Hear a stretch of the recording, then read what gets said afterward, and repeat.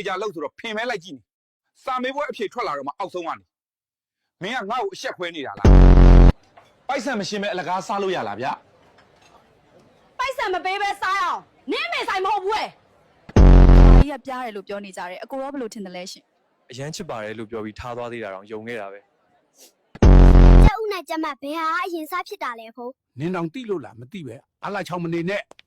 နောက်လည်းမလာတော့ဘူးလာလည်းမနောက်တော့ဘူးအဖိုးဝင်ကြားစားတာခံရမှာကိုကြောက်လားကြားစားတာခံရမှာမကြောက်ဘူးသမီးထားသွားတာခံရမှာကိုပိုကြောက်တယ်ဒီနေ့ကတော့အဖွားအတွက်ကန်ထူးတဲ့နေ့ပါပဲအဖွားဆိုင်ငယ်အစ်စ်တစ်စီးကန်ထူးသွားပါတယ်စပပဲဖြူဖြူထွေးကိုသိလားသိတာပေါ့တောင်ပြုံပွဲမှာမိတ်ကပ်ပြင်တယ်လေအကိုတည2000နဲ့ခုံမလားရှင်